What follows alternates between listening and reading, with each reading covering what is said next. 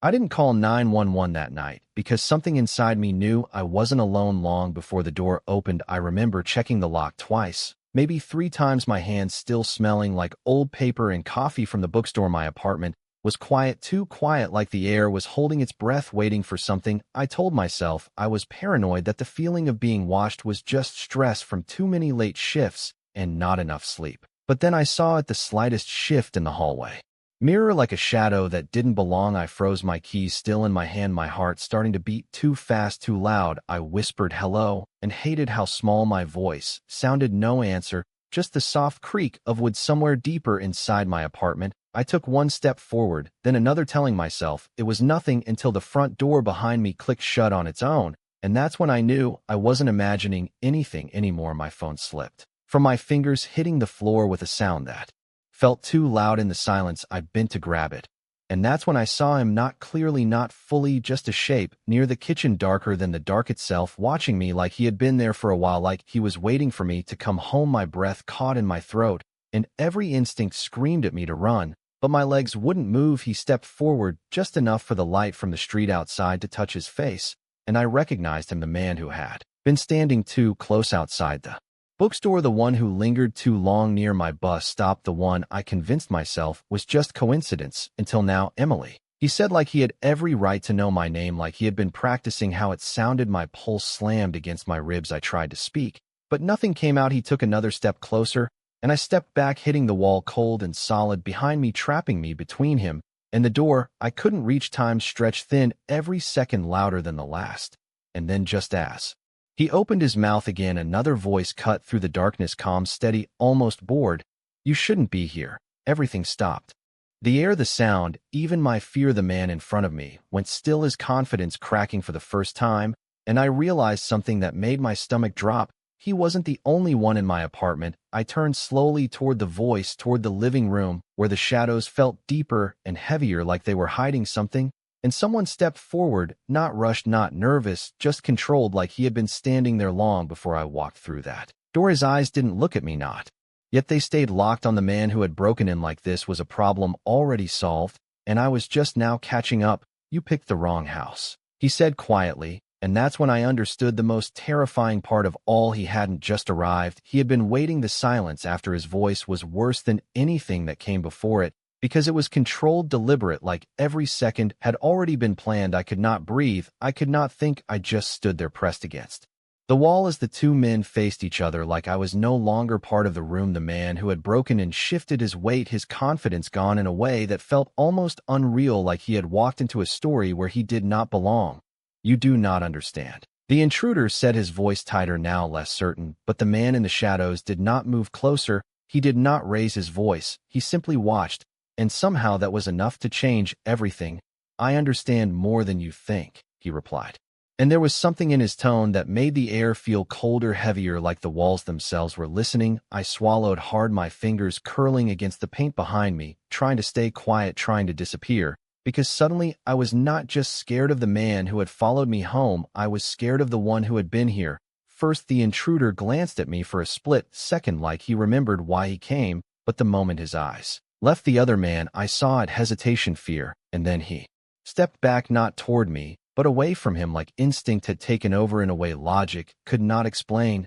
"This is not over," he muttered, but it sounded weak even to me. And then just like that, he turned and left, the apartment door opening and closing with a sharp final click that echoed through the silence. I stayed frozen long after he was gone, my heart still racing, like it had not realized the danger, had shifted, not disappeared. When I finally looked toward the man in the living room, he was already looking at me, and for the first time I saw him clearly, tall, composed, dressed in dark clothes that fit too well to be random, his posture straight, his expression unreadable, like nothing about this situation had surprised him at all. I pushed myself off the wall, my legs unsteady. "Who are you?" I asked, my voice barely above a whisper. He did not answer right away. He just studied me like he was confirming something, like I was exactly where I was supposed to be. "You should lock your windows," he said instead, and the normalcy of the statement made my chest tighten. "He has been watching you for 3 weeks." The words hit harder than anything else tonight. 3 weeks. I shook my head instinctively. "That is not possible." I would have noticed. His gaze did not soften. "You noticed enough to feel it. You just chose to ignore it." I opened my mouth to argue, but nothing came out, because deep down I knew he was right. Every uneasy feeling, every glance over my shoulder, every moment I told myself I was being paranoid, it all came rushing back at once. "How do you know that?" I asked finally, and that was when something shifted in his expression, not warmth, not kindness, but something closer to certainty. Because I was watching too, my breath caught, and the room felt smaller, like the walls had moved in a few inches closer without me realizing why. I asked, and this time, he did not look away, his eyes steady on mine, like he had already decided how much I needed to hear. "Because he was not the only one interested in you." The way he said it was not comforting, it was not reassuring, it was something else entirely. Something that made my pulse spike all over again, not from fear alone, but from the realization that whatever had just happened tonight was not the beginning, it was something that had already started long before I ever noticed, and I had just walked straight into the middle of it. I should have told him to leave, I should have called someone, anyone, but I did not move, because something in his voice made it feel pointless, like he had already decided how this night was going to end. I wrapped my arms around myself, trying to steady the shaking that would not stop. "You were watching me," I repeated, and hearing it out loud made it sound worse, more real. He did not deny it, he did not even look uncomfortable, he just stepped further into the light. And I noticed details I had missed before: the faint scent of something expensive, the way his shoes made no sound against the floor, the kind of presence that did not need to announce itself. I made sure he did not get too close. He said calmly, like that explained everything, like that was supposed to make me feel safe instead of trapped. My throat tightened. "That does not make this better," I said, forcing the words out. "You were in my home before I even got here." For the first time, something flickered in his expression, not guilt, not regret, but something quieter, like acknowledgement. "Yes," he said simply, and that single word landed heavier than anything else tonight. I shook my head, stepping sideways, trying to put distance between us, even though the apartment suddenly felt too small for that to matter. "You do not get to decide that I need protection," I said, my voice stronger, now fueled by the fear that had nowhere else to go. "You do not even know me." His gaze sharpened slightly at that, and for a moment I wished I had not said it, because the silence that followed felt like it was building towards something. "I know enough," he replied, and there was something in the way he said it that made my chest tighten again, not threatening, not loud, just certain. "You leave work at 9:40 most nights, you stop at the corner store on Tuesdays, you take the bus when it rains because you do not like walking alone in the dark." Each detail landed like a quiet echo of my own life, spoken back to me by someone who should not have known any of it. My breath caught, and I took another step back until my hand brushed the edge of the kitchen counter, grounding me in something real. "That is not normal," I whispered, because it was the only thing I could say. "No." He agreed without hesitation, and that almost made it worse, because he was not pretending this was anything else. He was not trying to soften it or make it seem harmless. He was just standing there telling me the truth, like it was enough to justify everything. "Then why?" I asked again, and this time my voice broke slightly despite my effort to keep it steady, because I needed an answer, something that made sense, something that made this less terrifying. He watched me for a long second, his eyes searching my face like he was measuring something invisible, and then he took one step closer, not enough to corner me, but enough that I felt it in my chest, like the air between us had shifted. "Because someone was going to come for you eventually," he said quietly, "and I do not like leaving things to chance." My heart pounded against my ribs, and I could not tell if it was fear or something else, something more complicated building underneath it. "So you decided to be here first," I said, and he did not look away. "Yes." Another simple answer, another piece that did not fit into anything I understood. I let out a shaky breath, trying to make sense of it, trying to find the line between danger and safety, and realizing it was not where I thought it was. "You do not even know what I want," I said, finally, almost to myself. But he heard it, because of course he did. "I know what you need," he replied, and something about that made my pulse spike again. Not comfort, not relief, something sharper, something that felt like standing too close to the edge of something I could not see the bottom of. And before I could respond, before I could push him away or demand he leave, he glanced toward the door like he was listening to something I could not hear, his posture shifting just slightly enough for me to notice. "This is not over," he said, and this time the words were not directed at me. "He will come back, or someone else will." He looked at me again, and there was something final in his expression now, something that made my stomach drop before he even spoke. "Which means I am not leaving yet." The words did not feel like a suggestion, they felt like a decision already made, and something inside me snapped just enough to push back. You do not get to stay here.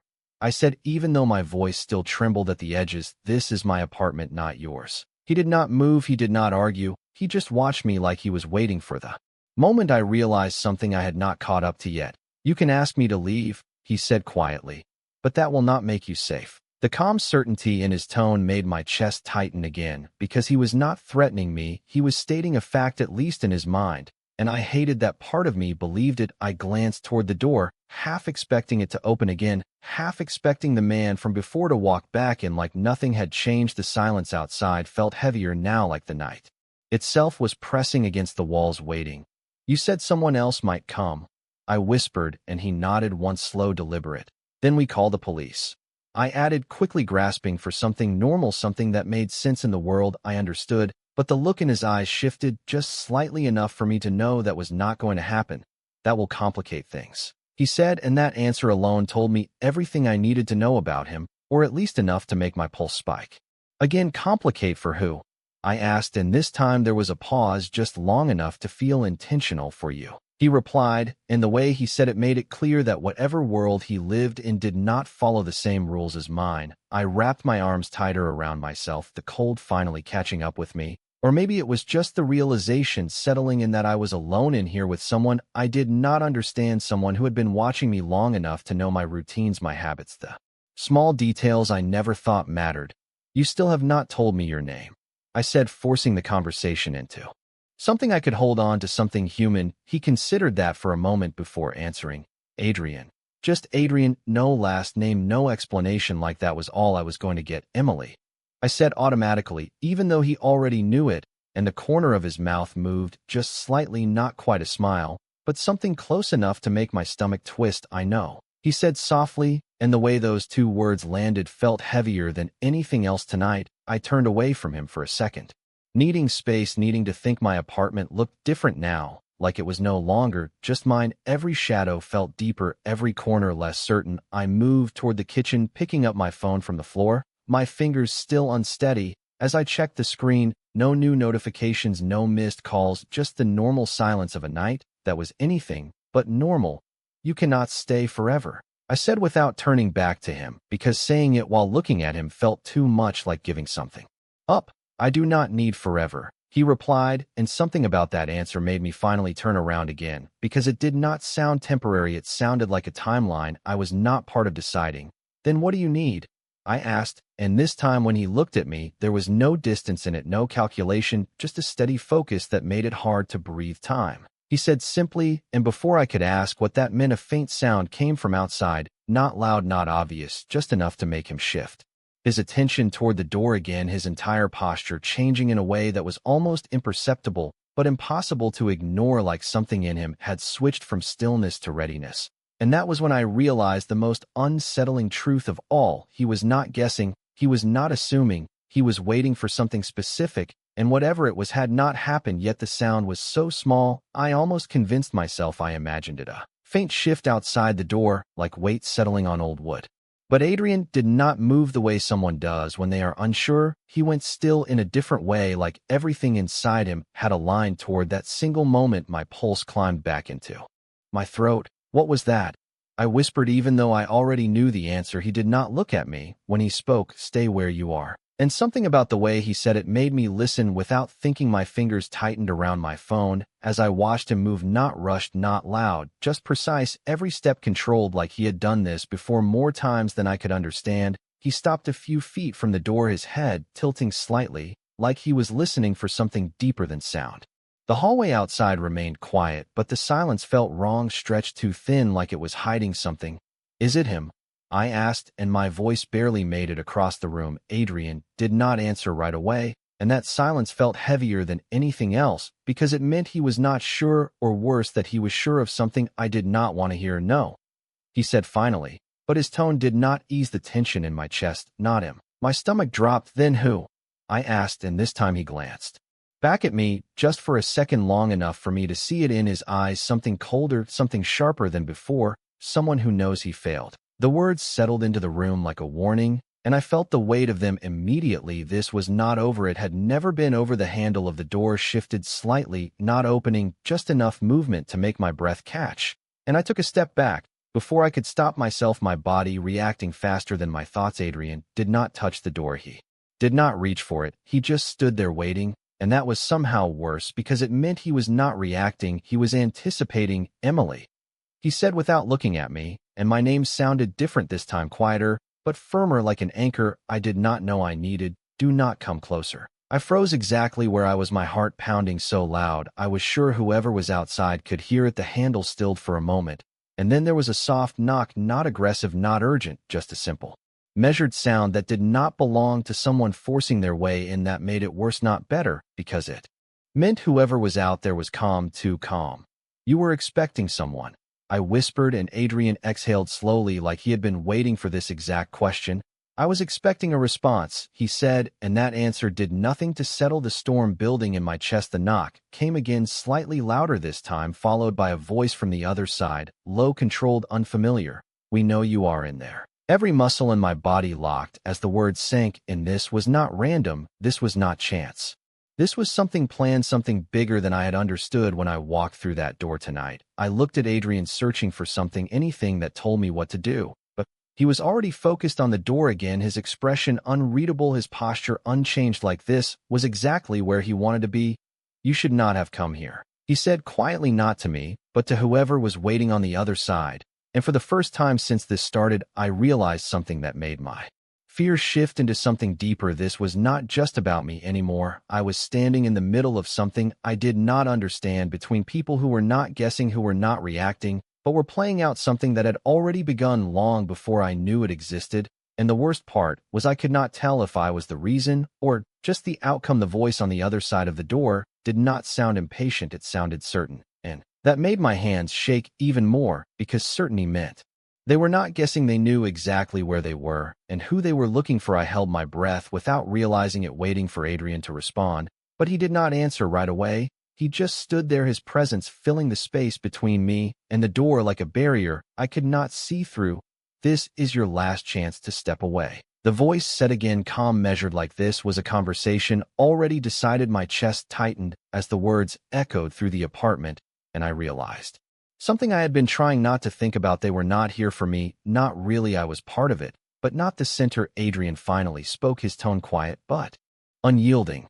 You should have left when you had the chance. There was no raised voice, no anger, just a statement that felt final, and the silence that followed stretched longer this time, heavier, like both sides were weighing something unseen. I shifted slightly, my foot brushing against the edge of the rug, and the small sound felt too loud in the tension. Adrian's head turned just enough for me to know he noticed, but he did not look back at me. He stayed focused on the door like everything depended on what happened next. Emily, stay behind me, he said softly, and this time I did not argue. I moved without thinking, stepping closer until I was just behind him. The space felt different there, not safe exactly, but steadier, like being near him changed the way the fear settled in my chest. The handle moved again, this time more firmly, not forced, just deliberate, like whoever was outside had made a decision. We are not here to cause problems, the voice continued, and something about that made my stomach twist, because it sounded too controlled, too rehearsed, like the kind of thing people say when the outcome has already been planned. Adrian let out a quiet breath, almost like a laugh, but without any humor.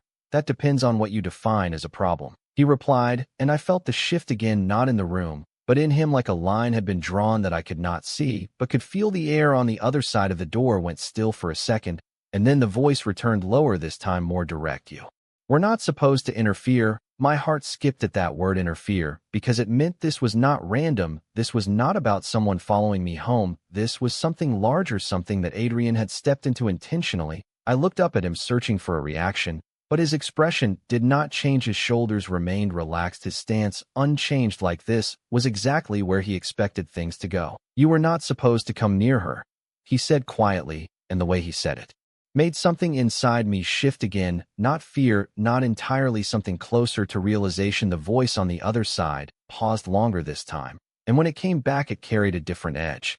Not louder, just sharper. You are making this more complicated than it needs to be. Adrian tilted his head slightly, like he was considering that statement before answering. No, he said simply.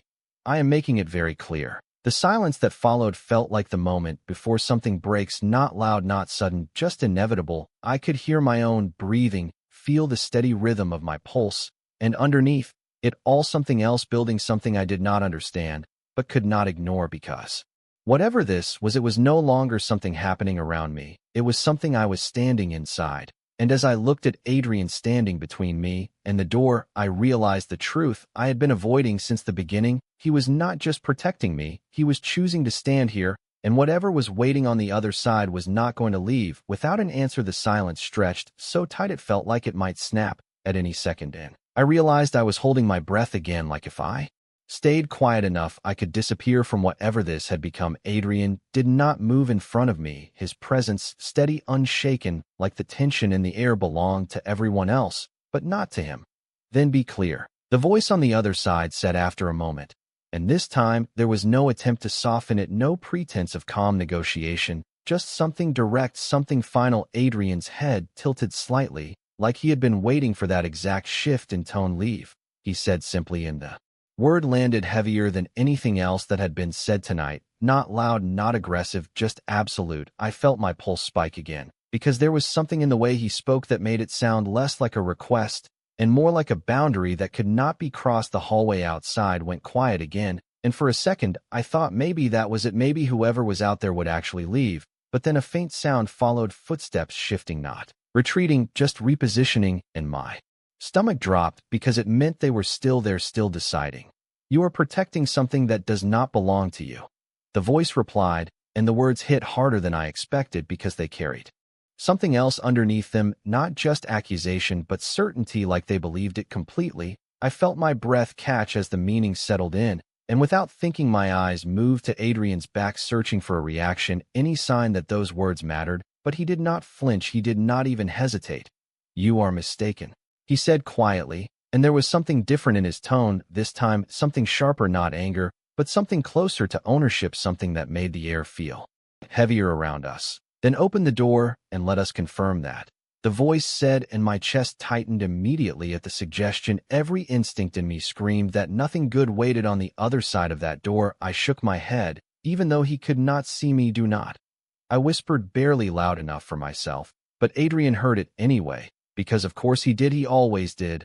I am not opening anything, he replied, and there was no room for argument in his voice, the certainty in it wrapped around the room like a shield. I could not see, but could feel, and for the first time since this started, I realized something that made my fears shift again. He was not considering their demands, he was controlling the situation entirely. The silence outside stretched longer this time, and when the voice returned it was quieter, more measured, like whatever approach they had tried before had not worked. You are delaying the inevitable, they said, and the words echoed in my mind because that was exactly what it felt like we were standing in the middle of something that had already been decided somewhere else long before tonight. Adrian let out a slow breath, and for the first time, he moved not toward the door, but slightly to the side, just enough that I could see part of his face in profile, his expression calm, his eyes focused not on fear, not on doubt, but on something I could not quite name. No, he said again, softer this time, but somehow even more certain. I am deciding how it ends. My heart pounded at those words because they did not sound like hope, they sounded like control, like whatever was coming next was not going to surprise him, and that realization settled deep in my chest as I stood behind him, my fingers gripping the fabric of my sleeve, trying to ground myself in something real, because in that moment I understood something I had not fully accepted until now. This was never about whether I was safe or not, it was about who was willing to claim that responsibility, and Adrian had already made that choice long before anyone knocked on my door. The words settled into the room like a line drawn in something permanent, and for a moment nothing moved, not the door, not the air, not even my thoughts. It felt like everything was waiting to see who would cross it first. I could hear my own heartbeat, loud and uneven, as I stood behind Adrian, trying to understand how this had become my reality, how a normal night had turned into something I could not even explain. The silence outside stretched until it felt unnatural, and then finally the voice returned, softer this time, but not weaker, just different, like they had adjusted their approach. You are making a mistake, they said, and there was something in the tone, now something almost patient, like they believed time was on their side. Adrian did not respond immediately, and that hesitation, no matter how small, made my chest tighten, because it was the first crack I had seen in his control tonight. I leaned forward slightly, my voice barely a breath. What do they want? I asked, and this time he answered without looking at me. Access, the The word felt wrong, too vague, too simple for everything that had happened. To what? I pressed, and that was. When he finally turned just enough for me to see his eyes clearly again, dark-focused, and carrying something deeper than before. To you, my breath caught, and I shook my head instinctively. That does not make any sense. I am nobody. The words came out faster than I meant them to, but they were true. At least they had been true before tonight. Adrian watched me for a second longer than necessary, and something in that look made my stomach twist, like he knew something I did not want to hear. You are not the one who decides that anymore, he said quietly, and the way he said it made the room feel smaller, like the walls had shifted closer. Without me noticing, I opened my mouth to argue, but the knock came again, sharper this time, cutting through whatever I was about to say. We are running out of patience, the voice called, and there was no softness left now, just a clear warning that made my pulse spike again. I stepped back, without thinking, my shoulder brushing against the wall as the weight of everything pressed in on me. You said you were making it clear how this ends, I whispered to Adrian, and I hated how much I needed that to be true, how much I needed him to be right. Because the alternative was something I could not face. He nodded once, slow, deliberate. I am, he said, and then he did something that made my breath stop. He reached for the light switch near the door and turned it off. The apartment dropped into darkness instantly, the kind that felt thicker than it should have been, like it swallowed the edges of everything, leaving only shapes and outlines. My heart raced as I tried to adjust my eyes, but Adrian did not hesitate. He moved slightly, positioning himself fully between me and the door, like he had just removed something important from the situation, something I did not understand yet. Why did you do that? I whispered, and his voice came back low and steady. Because they expect to see you afraid. I swallowed hard, my hands trembling at my sides as the darkness settled around us. And now? I asked, and there was a pause, just long enough to make my chest tighten before he answered. Now they see nothing at all. The silence outside shifted again, not louder, not closer, just different, like something had changed in a way I could not see. And for the first time since this started, I realized that whatever was happening was no longer just about waiting. It was about control, about who understood the game better. And as I stood there in the dark with Adrian between me and the door, I felt something new settle into my chest. Not safety, not exactly, but something steadier, something that felt dangerously close to trust, even though I knew I had no reason to give it.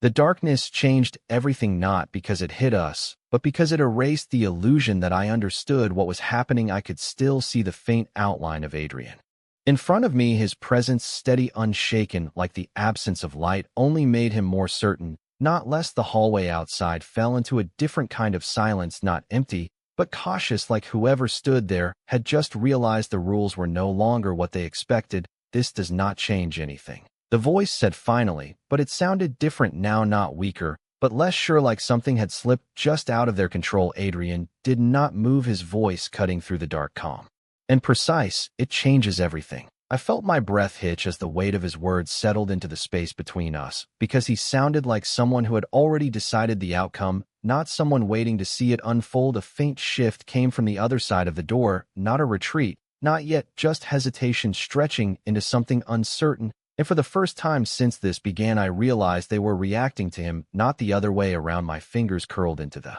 fabric of my sleeve, grounding myself in something real as my thoughts raced, trying to keep up with what I was seeing. You cannot stay there forever, the voice said again, and this time there was an edge beneath it, something closer to frustration. Adrian let out a quiet breath, almost like he had expected that response. I do not need forever, he replied, and I felt the echo of those same words from earlier settle deeper in my chest like a pattern I was only just starting to understand. Another pause followed, longer, heavier, like the moment before a decision, and then footsteps, not loud, not rushed, just deliberate, moving away from the door. My heart pounded as I listened, every sense straining to catch what came next, but there was no sudden return, no immediate reaction, just the slow fading sound of presence retreating into the hallway until it disappeared completely. The silence that followed felt unreal, like the world outside my apartment had simply stopped existing. I did not move, I did not speak, I just stood there in the dark behind Adrian, waiting for something else to happen, something to confirm that this was not over, because it could not be over, not like this, not after everything that had built to this moment. They are gone, I whispered finally, And even as I said it, I was not sure if I believed it. Adrian remained still for a few seconds longer, like he was listening to something deeper than sound, before he finally stepped back from the door. The shift in his posture, subtle but unmistakable, like a tension I could not see, had just been released for now. He said quietly, and those two words carried more weight than anything else tonight. I let out a breath. I had not realized I was holding my body, trembling with the release of it as the reality of what had just happened began to settle in pieces too large to fully understand. What does that mean?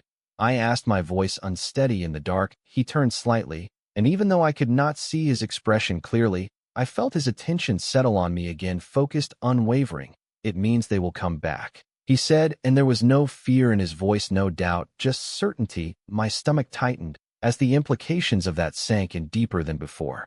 Because this was not a single moment, this was something ongoing, something that had not ended when they walked away. And you? I started, hesitating on the question I was not sure I wanted answered. Are you leaving now? The silence that followed felt heavier than anything else tonight. And when he finally spoke, his voice was lower, quieter, but somehow more final. No. My breath caught again, not from fear this time, but from something else, something I could not name yet. Why? I asked. Because I needed to understand. I needed something that made sense in a night that had none. Adrian stepped closer, just enough that I could feel the shift in the air between us, his voice steady as he answered. Because they are not the only ones who decided you matter. The words settled deep in my chest. And for a moment, everything else faded, the fear, the confusion, the questions, leaving only that single realization hanging in the darkness between us, that whatever had started tonight was not just about danger anymore. It was about something far more complicated, something that had already chosen me long before I understood what it meant.